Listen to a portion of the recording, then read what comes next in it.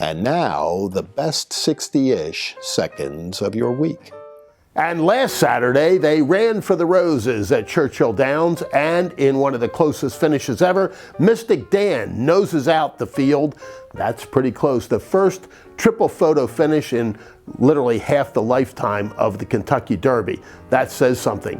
And we talked about Sierra Leone, finished to place, and unfortunately, Chasing Freedom, the sentimental favorite for the reason of his name, finished fourth, just beyond the front three finishers. And the track favorite, Fierceness, he stopped and asked for directions, ended up finishing 15th, but that's a story for another day. Whether or not Mystik Dan will compete in the Preakness at Pimlico next week remains to be seen, so we'll talk about that next Saturday morning. By the way, if you happen to hold that super high five, you pocketed $316,920 and a dime to boot. That's real money.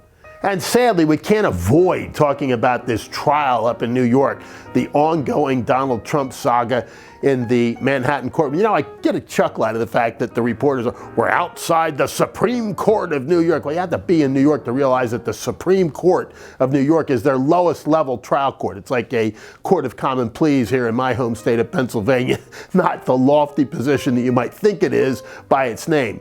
And this case is anything but lofty. This week we got to hear from Stormy Daniels. Now there's a star witness if you ever saw one. I mean, why her testimony was even allowed is beyond me. And this judge kind of quasi-admonishes the defense, saying, well, I thought you'd have more objections. Well, we objected to her being there in the first place, and you didn't allow that objection. You overruled it and let her testify about stuff that had nothing to do with the case. And what's fascinating with the testimony thus far is none of it has had much to do with the case. The prosecution's witnesses have been pablum at best and helpful to Trump at worst for them, at best for the judicial system in the country. And if Donald Trump can even get a fair trial in New York, I'm guaranteeing that there will be an acquittal. I still am not sure he can get a fair trial with the jury pool there, but that trial continues to languish, and soon they're going to be calling the ultimate witness for the prosecution. And Cohen is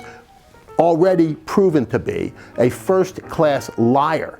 He's been convicted of perjury and everything else, and he's going to be their star witness. I mean, the defense, Donald Trump's defense, had a lot of fun poking holes at Stormy Daniels' testimony based upon prior statements she had given, etc., including denying that anything ever happened. And now she's got a different story. Well, what a great surprise. Meanwhile, President Trump continues to do very well in the polls. And additional polling out in the past few days suggests that he's leading now in in every single battleground state. That says something. And his numbers among young people are skyrocketing. You know, the young vote, they're against Trump. No, they're not. And among African-American young men, his numbers are in the stratosphere. I mean, this is real trouble for the Biden campaign. His support continues to go down. His level of enthusiasm continues to languish, as he does, and things look increasingly good for the re-election of Donald J. Trump. And on a little tiny footnote, Barron Trump, the president's youngest son, having just reached his 18th birthday not long ago, was named by the Florida Republican Party as an at-large delegate. That means he'll be on the floor in Milwaukee. I look forward to seeing him there. That's really kind of an interesting little tidbit of American political history for the 2024 cycle. And what we continue to see on these college campuses is horrific. Thank God law enforcement is moving in now to clean up some of these situations. But what have we seen in the meantime? Columbia cancels its graduation. And stop and think about that for a minute. The Columbia leadership, in quotes, the administration there, was telling us that these were peaceful protests. Well, if they're so peaceful, why do you have to cancel graduation as a result of them? And if you had to cancel graduation, why did you continue to let them go on? Meanwhile, the kinds of things we're hearing and seeing at these protests ought to be chilling to every single American. We hear an increasingly vicious and vitriolic anti-Semitism, real Jewish hatred, or hatred of Jews, and the nation of Israel, but by extension of the Western world and of Christianity by extension as well. They projected up onto the wall one place the American flag burning and said that the sparks of Gaza had lit the torch. Think about that. They're coming after us all, in the long run, and we better be prepared, because the Islamic jihadists aren't going to settle for simply removing Israel from the map, their goal in the immediate sense, but they want to continue to pummel all that we stand for.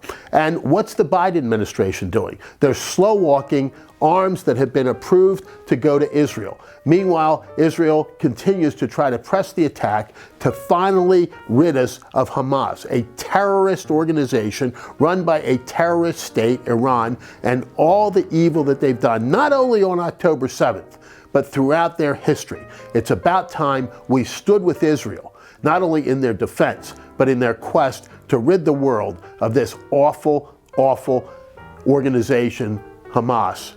And let's hope that they do it soon, because for now, that is the best 60-ish seconds of your week.